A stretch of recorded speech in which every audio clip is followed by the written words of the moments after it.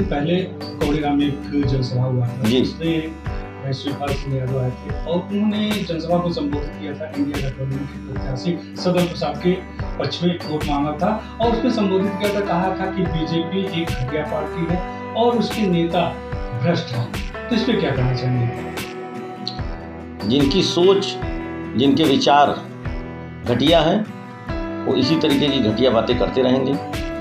जिनको स्वयं के ऊपर विश्वास नहीं है, जिनका स्वयं का कर्म घटिया है, उनको हर जगह घटियापन ही या तो दिखलाई पड़ेगा। एक इतना देश को ऊंचाई पर पहुंचाने वाला कार्य जो भारतीय जनता पार्टी कर रही है, यदि उसमें भी उनको घटियापन ही दिखलाई पड़े तो अच्छा काम क्या होगा, ज़रा वही बता दें। आप खुद देख रहे हैं कि ये वो लोग हैं जिन्होंने खून की होलियां खेली हैं। हमारे अयोध्या में इन लोगों ने कार सेवकों के ऊपर गोली चलवा करके क्या प्रमाणित करवाया था? पूरी मानवता को शर्मसार कर दिया था इन लोगों ने। वो कैसा कार्य था? क्या वो बहुत अच्छा कार्य था? क्या वो घटियापन का प्रमाण नहीं है? घटिया क्या समझिए कि एकदम इंसानियत को शर्मसार कर देने वाला काम था। इसीलिए हमारे भगवान श्री राम अयोध्या में आके विराजित हुए। और अब की बार आप ये चुनाव मत देखिए, अब की बार आप ये देखिए, ये देवताओं और असुरों के बीच का चुनाव है, जिसमें जनता देवताओं को चुनती है कि असुरों को, ये जनता स्वयं प्रमाणित करेगी। भारतीय जनता पार्टी की सरकार बनेगी, यानी कि मान करके चलिए कि देवताओं का आशीर्वाद मिलेगा। देवताओं के द्वारा दिया गया आशीर्वाद प्राप्त करके भारतीय जनता पार्टी अब की बार 400 से ज़्यादा सीटों को ला करके ये प्रमाणित कर देगी कि सत्य के साथ जो खड़ा है, जीत उसी की तय है। और घटियापन के विचार जिनके अंदर हैं, वो इसी तरीके की बातें करते रह जाएंगे और घटियापन में ही समाहित हो जाएंगे। जैसा कि विपक्ष कह रहा है कि आप लोग कह रहे हैं 400 पार, लेकिन विपक्ष कह रहा है कि मोदी जी घबरा गए हैं और 200 सीट भी नहीं पाएंगे। देखिए, यदि कुछ होने वाला नहीं होता है तो उसका जवान पे नाम भी नहीं आता है।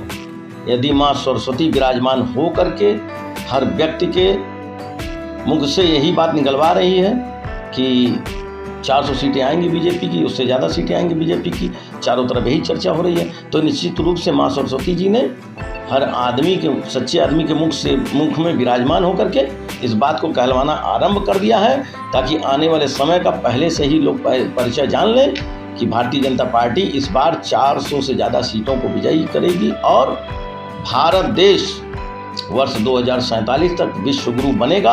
हमारे आदरणीय प्रधानमंत्री श्री नरेंद्र मोदी जी, जो आज पूरे विश्व का नेतृत्व कर रहे हैं, ये कोई कम बड़ी उपलब्धि नहीं है। ये घटिया लोग जिस तरीके की बातें करते हैं, उनको शर्म आनी चाहिए उनको।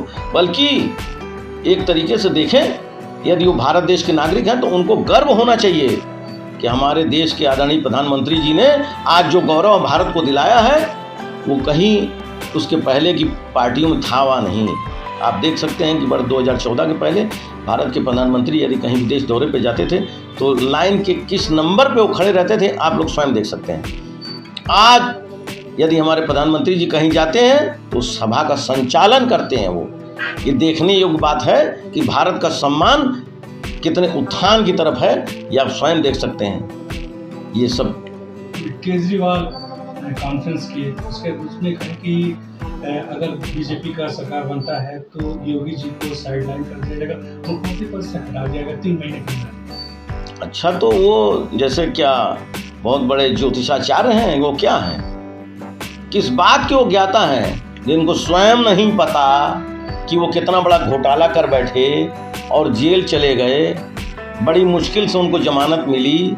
जब स्वयं का भाग्य वो देख ही नहीं पा रहे तो एक तेजस्वी पुरुष के भाग्य के बारे में वो पहले से कैसे बोल सकते हैं? अब देखिए, जैसे एक किसी भी चीज़ का एक आधार होता है, यदि सही मायने में देखिए तो भारतीय जनता पार्टी समझिए कि रामचंद्र जी को ही अपना आधार मान करके आज अपना हर क्रियाकलाप सफल करती है।